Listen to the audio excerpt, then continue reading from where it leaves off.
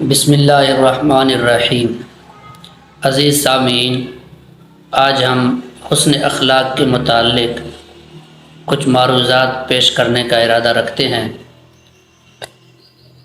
آقا نامدار صلی اللہ علیہ وسلم کا فرمان ہے، ما من شیء یوضع فی المیزان اثقل من حسن الخلق، کہ میزان کے اوپر ترازو میں جو سب سے زیادہ بھاری چیز ہے وہ حسن اخلاق، یعنی حسن اخلاق سے بڑھ کر کوئی چیز میزان یعنی ترازو میں بھاری نہیں ہو سکتی۔ تو اسی وجہ سے ہمیں چاہیے کہ ہر وقت ہر کسی کے ساتھ خندہ پیشانی سے پیش آئیں، چہرے پر مسکراہٹ ہو، چہرہ کھلا ہوا ہو، ہنستے کھلتے دوستوں کے ساتھ، لوگوں کے ساتھ، غریب امیر کا فرق کیے بغیر گفتگو کریں۔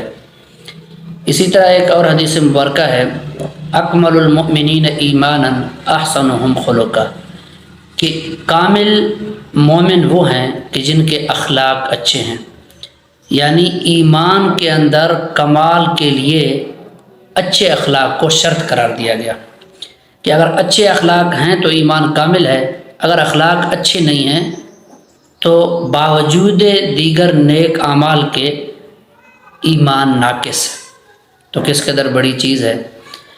اسی طریقے سے ایک مرتبہ آپ صلی اللہ علیہ وسلم سے پوچھا گیا، حضرت ابو ہریرہ راوی ہیں، کہ یا رسول اللہ کون سے اعمال ہیں جو جنت میں جانے کا سبب بن جائیں؟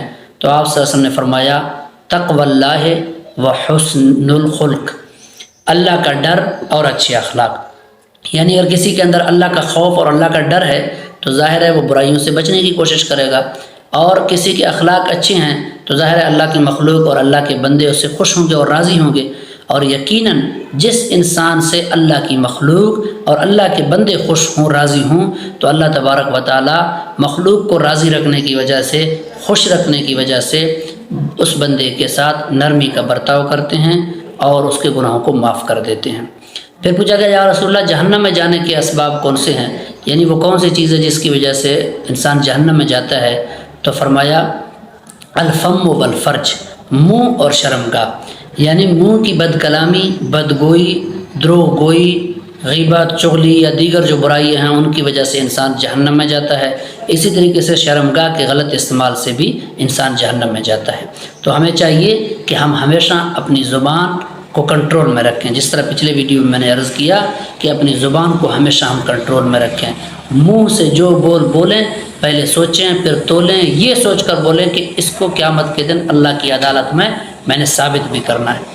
تو منہ اور شرمگاہ آپ صلی اللہ علیہ وسلم نے فرمایا کہ یہ جہنم میں جانے کا سبب بن سکتے ہیں، یعنی ان کا غلط استعمال انسان کو جہنم میں لے جاتا ہے۔ تو اسی طریقے سے آپ صلی اللہ علیہ وسلم ایک اور حدیث مبارکہ میں فرمایا کہ جو قیامت کے دن مجھے سب سے محبوب ہوں گے یا جو سب سے زیادہ میرے قریب ہوں گے وہ اچھے اخلاق والے لوگ ہوں گے، اور جو مجھے مبغوض ہوں گے، جو مجھ سے دور ہوں گے، وہ ہوں گے جو تکبر کرنے والے بد اخلاق لوگ ہوں گے۔ فرمایا، ان من احبکم الی و اقربکم منی مجلسا یوم القیامت احاسنکم اخلاقا، اور فرمایا، وان من ابغضکم الی و ابعدکم منی مجلسا یوم القیامت الثرثارون والمتشدقون والمتفیہقون۔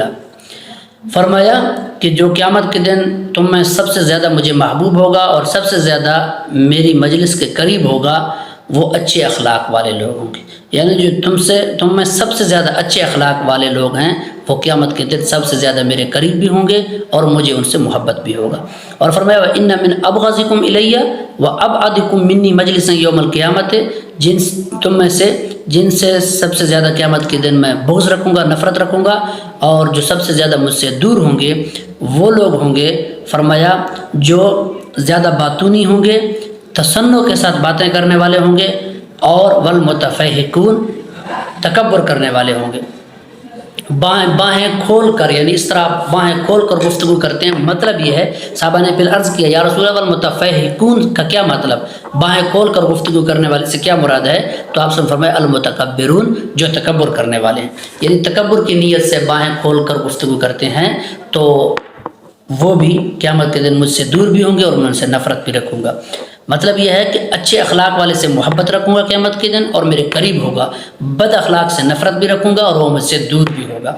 تو میرے عزیز دوستو، احتیاط کریں کہیں کو ہماری بد اخلاقی، بد کلامی آپ صلی اللہ علیہ وسلم کی بودھ کا ذریعہ نہ بن جائے، آپ صلی اللہ علیہ وسلم سے دوری اور بودھ کا ذریعہ نہ بن جائے، اور آپ صلی اللہ علیہ وسلم کے بغض کا آماجگاہ ہم نہ بن جائیں۔ اور ایک اچھے بول سے، میٹھی بول سے، مسکراہٹ کے ساتھ کسی کے ساتھ گفتگو کرنے سے اگر مجھے حضور صلی اللہ علیہ وسلم کی محبت نصیب ہوتی ہے، حضور صلی اللہ علیہ وسلم کی معیت نصیب ہوتی ہے، تو بہت سستا سودا ہے۔ تو اس وجہ سے کوشش کریں، اچھے اخلاق اپنانے کی کوشش کریں، اپنوں کے ساتھ، پرایوں کے ساتھ، دوستوں کے ساتھ، دشمنوں کے ساتھ، امیر کے ساتھ، غریب کے ساتھ، ہر ایک کے ساتھ یکسانیت کے ساتھ حسن اخلاق سے پیش آئیں، اچھی گفتگو کریں، اچھے اخلاق اور خندہ پیشانی کے ساتھ پیش آئیں، تو انشاءاللہ العزیز اچھے اخلاق جنت میں لے جانے کا سبب بن جائیں گے۔